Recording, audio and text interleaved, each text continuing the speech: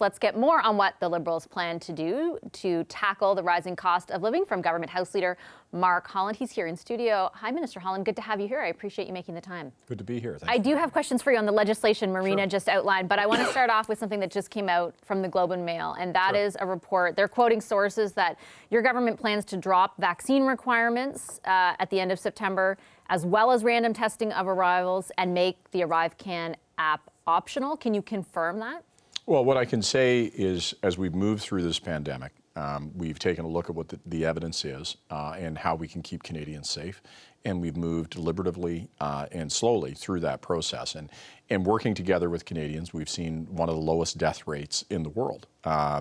And Canadians have been remarkable at supporting one another, at adhering to the best advice from public health. And we're going to continue to follow that and review it. I don't have anything to announce at this time, but I think it's fair to say that we continue to evaluate what is best from a public health perspective, and we'll continue to make the decisions on the basis of the best science. Let me just be clear for our audience, because these expire, lots of these requirements expire on September 30th. Has Cabinet made a decision one way or the other? I can say that I can't discuss what's happening in Cabinet, obviously, but I can say that we continue to look at exactly these and other measures that we've had in place during the pandemic, and we'll be in a position to be able to comment very soon on how we're responding to the evolving situation in science. So I should, one way or the other. And I'm just asking because I do think Canadians have concerns about a lot of these rules. They're wondering when what's going to happen, and now they're getting these kind of reports saying something will, maybe, and well, look, I appreciate the spec. Is there a timeline? Will they know by the end of this week, for example? Look, I appreciate.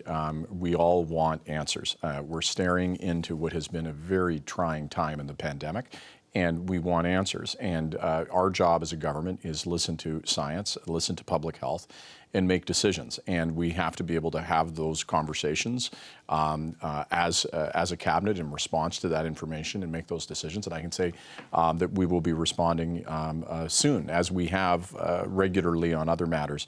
As we move through this process, we respond to the situation we're in, to the science that's available, and then make decisions. I appreciate that people want insight to that, but I'm just not in a position. Right? Well, it is, but I'm just not in a position where I can share that right now. All I can say to you is that we're going to continue to do what we have done all through this process, which is to follow the best advice we have to keep Canadians safe and to make sure that we can move forward with our lives, which we all want to do. Okay, we'll look for that announcement, and I'll move on to the legislation that you introduced. Your government had the opportunity to vote in support of some of the things you introduced now back in May when the NDP introduced a motion about some of these very specific supports, and your party didn't vote in favor of it. Do you understand how Canadians might perceive your response here today as late to the table? I think that, we're facing very strong headwinds globally. Every country is facing inflation that has been caused both by returning on the economy and the war in Ukraine. That is creating real challenges in people's lives. You had a real talking to people about the impact of the cost of living. And we have to be very deliberative of how we respond to that, because on the one hand, we have to help folks who are in vulnerable circumstances to be able to make ends meet, while at the same token, making sure that spending is both at a time and a place where it doesn't add additional inflationary pressures. So the relief that we're proposing now, I think, is critical. To help those that are struggling to pay bills.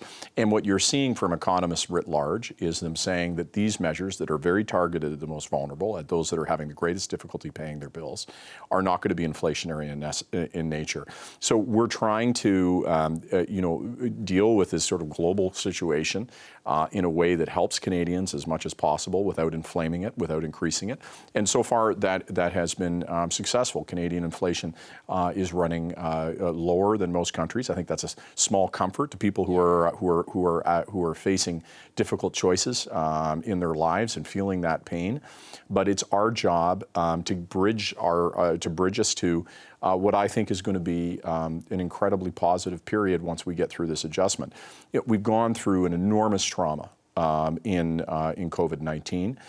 The economy was shut down. We're now turning it back on. It's problems with the supply chain, dealing with the situation in Ukraine, dealing with the global challenges that we have.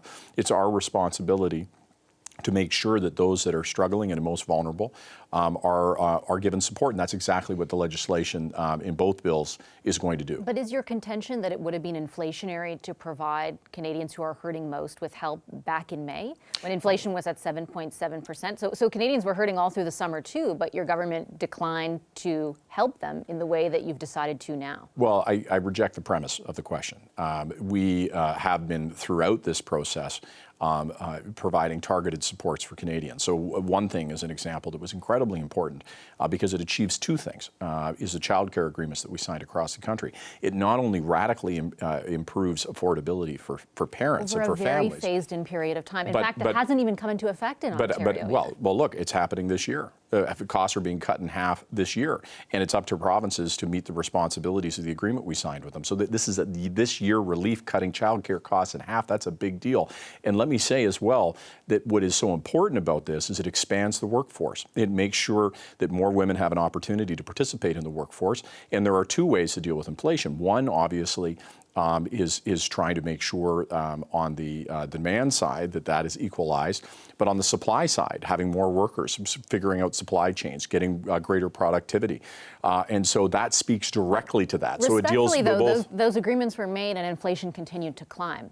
And my question is that you declined to help those Canadians that you decided to bring in new supports for today, back in May when you had the opportunity to. And inflation was still high then. Look, we're not wizards.